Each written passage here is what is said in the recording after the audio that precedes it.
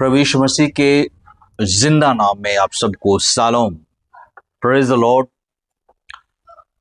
आपके और आपके परिवारों में सलामती हो प्रभु यीशु मसीह के नाम में। खोज 99 में एक बार फिर से आपका स्वागत है और एक नया विषय लेकर के हम आपके सामने हाजिर हुए हैं। विषय है मेल मिलाप। बाइबल मेल मिलाप के बारे में क्या कहती है और आज समाज में कैसा मेल मिलाप है उसके बारे में आज हम देखेंगे।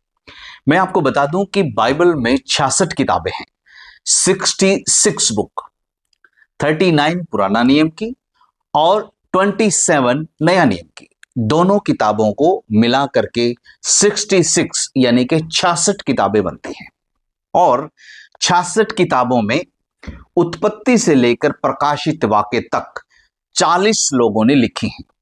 66 किताबें 40 लोगों ने लिखी हैं और 40 के 40 लोगों की बातें एक जैसी एक दूसरे से मैच करती हैं। अब मैं आपको बताऊंगा कैसे। उदाहरण के लिए मेरे सामने ये एक शीशी रखी है। मान लीजिए ये शीशी जहर की है, ये शीशी जहर की है, समझ लीजिए ये जहर है और ये 40 लोगों ने पी लिया।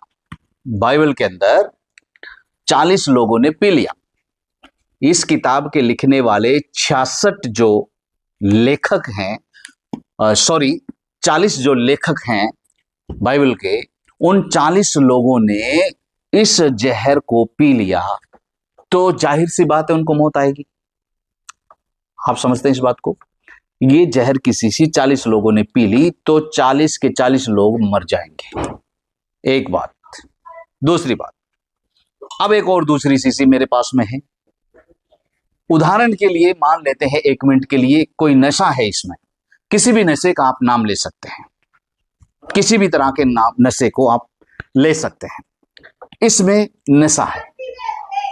अगर ये 40 लोगों ने इस शीशी में 40 लोगों ने पी लिया तो 40 के 40 लोगों को नशा हो जाएगा।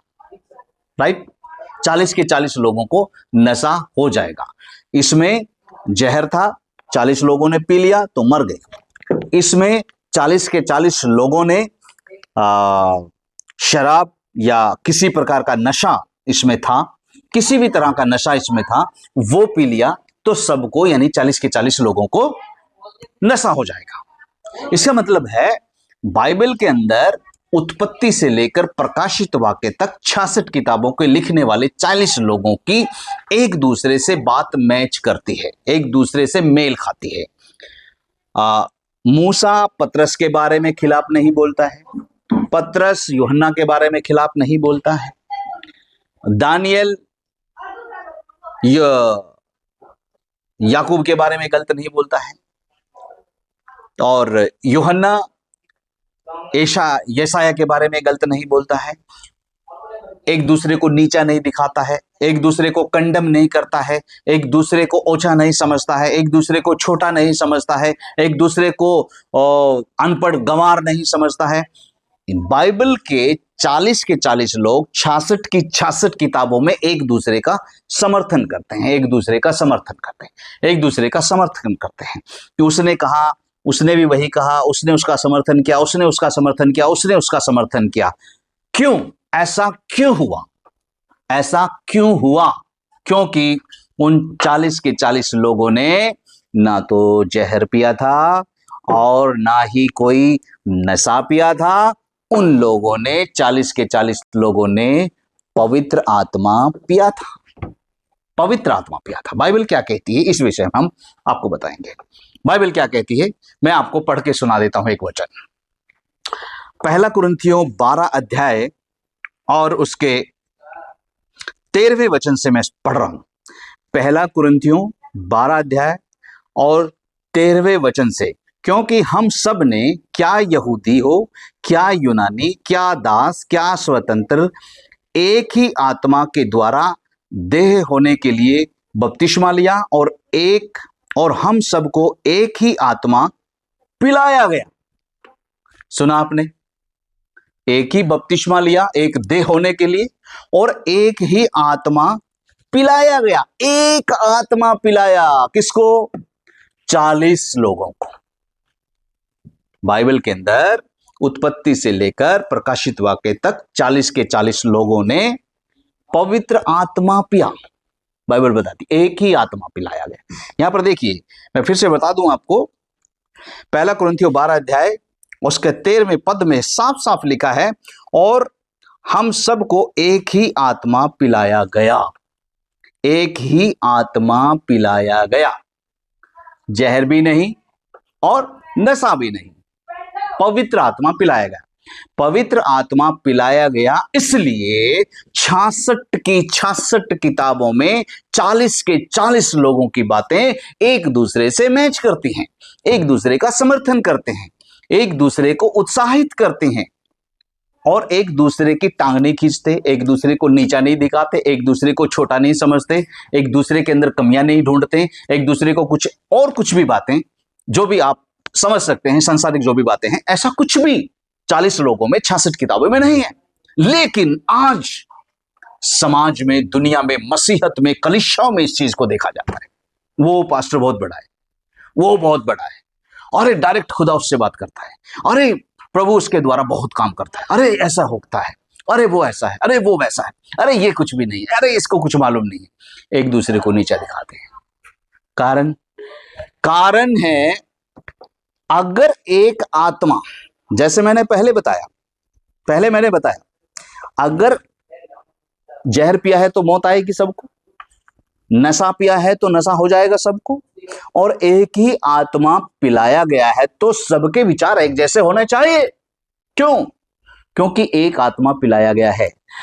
और अगर कोई ये दावा करता है कि मैंने पवित्र आत्मा पा लिया है, मैंने पवित्र आत्मा पी लिया है, मैं पवित्र आत्मा की आज्ञाकारिता में चलता हूं, तो उसके अंदर नशे वाली बात नहीं रहेगी, जहर वाली यानी मौत की बात नहीं रहेगी। यानी कहने का मतलब पवित्र आत्मा से हटकर कोई दूसरी बात नहीं रहेगी। छोटा दिखना, छोटा समझना और ओछा समझना और घटिया समझना, गरीब समझना और कमियां ढूंढना, छोटी छोटी बातें ढूंढना और नीचा दिखाना एक दूसरे को, और सेवक के बारे में ही हो रहा है ये, विश्वासी के बारे में। हमारा चर्च अच्छा है, हमारी कलीसिया अच्छी है, हमारा पास्टर अच्छा है, हमारा ये अच्छा है, सब उसके पास जाओ, उसके पास में डायरेक्ट खुदा काम करता है। भाई बाइबल तो कुछ ऐसा बताती नहीं है कि परमेश्वर एक ही बंदे से बात करेगा और उसी के द्वारा सारा संसार बचाया जाएगा। ऐसा तो कुछ बाइबल नहीं बताती है। बाइबल बताती है कि एक ही आत्मा पिलाया गया है। अगर एक ही आत्मा पिलाया गया है तो भैया या तो सबको नशा होना चाहिए, या सबको मौत आनी चाहिए, या सबको अनंत जीवन की बातें करनी चाहिए। पर आज अनंत जीवन की बातें नहीं करते हैं। सेवक भी और पास्टर भी और विश्वासी भी एक दूसरे को नीचा दिखाते हैं। मैं अच्छा हूं, मेरा चर्च अच्छा है, मेरी संस्था अच्छी है, मैं शिक्षक अच्छा हूं, मैंने शिक्षा बहुत पाई है, मैं बहुत पढ़ा लिखा हूं। इस प्रकार की छोटी छोटी बातों से तर्क वितर्क कर करके एक दूसरे को नीचा दिखाते हैं। मेरे ज्ञान के अनुसार यह पवित्र आत्मा का काम नहीं हो सकता। अगर पवित्र आत्मा पिया है तो सबके विचार आपस में मैच करेंगे। अरे हम उसके घर नहीं जाएंगे, उनके घर में उनके साथ हमारा झगड़ा हुआ है, अरे उनके साथ हमारी लड़ाई हुई है, अरे वो लोग ऐसे हैं, उनको हम पसंद नहीं, अरे वो उन्होंने तो ऐसा कर रखा है, अरे वो तो ऐसे हैं। आप कौन होते हैं न्याय करने वाले? आप कौन होते हैं? हम कौन होते हैं किसी का न्याय करने वाले? हर इंसान की अपनी जिंदगी होती है। कैसे किसको जीना है, कैसे कौन जी रहा है, कैसी परिस्थितियों में जी रहा है, उसको पता है। लेकिन पवित्र आत्मा क्या कहता है? पवित्र आत्मा कहता है कि दुश्मन को माफ करो और मेल मिलाप से रहो, क्योंकि तुम्हें एक ही बपतिस्मा और एक ही पवित्र आत्मा पिलाया गया है। इसलिए हमारा जीवन, हमारी सोच, हमारा नजरिया, हमारी भक्ति, हमारी बातें, हमारे विचार एक दूसरे से मैच करने चाहिए। लोग चेहरे पे कुछ और होते हैं और पीठ पीछे कुछ और होते हैं। यह पवित्र आत्मा का काम नहीं है। यदि ऐसा किसी के अंदर हो रहा है तो भैया आप किसी गलत फहमी में हैं। अच्छा प्रचारक हो सकता है, अच्छा पास्टर हो सकता है, अच्छा विश्वासी हो सकता है, अपने आप में बहुत पढ़ा लिखा बुद्धिमान हो सकता है, लेकिन परमेश्वर के साथ में उसका कोई लेना देना नहीं है। ऐसे लोगों के लिए मत्ती 7 के 22, 21 और 22 में लिखा है, मत्ती 7 के 21 और 22 में लिखा है कि उस दिन बहुत तेरे आएंगे और कहेंगे कि प्रभु आपके नाम से हमने ये किया, हमने आपके नाम से चर्च चलाया, हमने आपके दुष्ट आत्माएं निकाली, हमने आपके नाम से बीमार चंगे किए, ये किया, और वो बहुत कुछ किया। लेकिन परमेश्वर का वचन कहता है कि दुष्टों, मैं तुम्हें नहीं जानता, मैंने तुम्हें कभी नहीं जाना, मेरे सामने से चले जाओ। क्या बनेगा उस दिन? क्या बनेगा ऐसे ज्ञान का? इसलिए बहुत ज्यादा ज्ञानी होने की जरूरत नहीं है।